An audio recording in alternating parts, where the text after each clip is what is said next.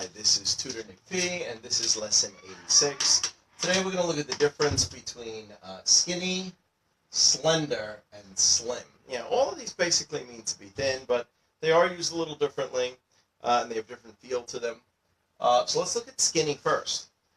Skinny means very thin, often in a way to say that someone is too thin, and it implies that it is not very attractive.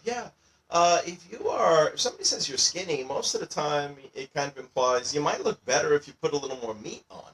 You're almost too thin. I wouldn't go so far as like anorexic or skin and bones. We sometimes do say those phrases. But really, you would look better with more weight, basically. That's what we mean by skinny. So skinny is not really that positive if you want to say that somebody is thin. Okay, so let's look at some of the examples first. Sandy is really skinny. She should put on a few pounds. Yes. Normally we don't say that. We're always trying to lose weight. It's rare that you say someone should actually put on more weight. You'd look better. Ted is too skinny. He doesn't have any muscle on his body at all. I think the word skinny is actually even worse for a man. If you call a man skinny, because it doesn't sound like he has any strength. It sounds like he's kind of weak. He has no muscle. It's even worse than if for a woman. For a woman, it's not really positive, but for a man, it's actually kind of worse to call him skinny. Okay, good. All right, so we see there, good. All right, let's look at the next one, slender. Now, the next two are both positive.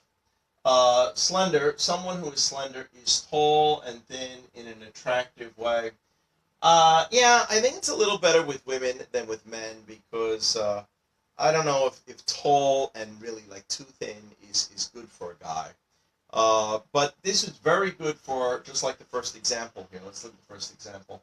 Many models on the catwalk have slender legs. Yeah, that's perfect for slender, like a nice tall model with long, thin, attractive legs. Especially things that are long and thin in a very nice shape or form. We often use the word slender for. So this one's probably a little better for a woman than for a man. Jessica has slender fingers. Yeah, it could be other parts of your body. She should be a hand model. All right, maybe they do have such a thing where somebody could just be modeling for the hand, basically. Okay, so that's slender. Let's look at the last one here. The last one is slim. Now, slim is probably best out of all of these to say a nice word for thin. And it's good for both sexes, which is also important.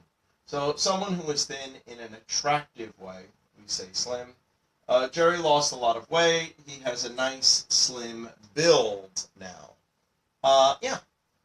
Definitely. So it's a good word for a man. It's nice and slim. It's good shape.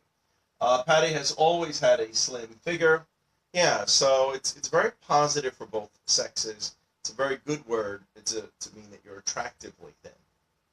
So just very quickly, to review, skinny, very often it means you're too thin.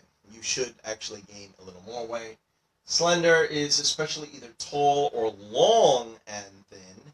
You could use it for other things, like I've heard like a slender branch or a slender stem. So you could use it for things that's not just people too. But it always means long and thin or tall and thin.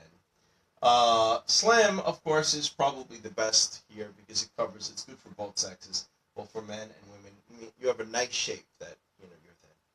All right, I hope that clarifies it. Thank you for your time. Bye.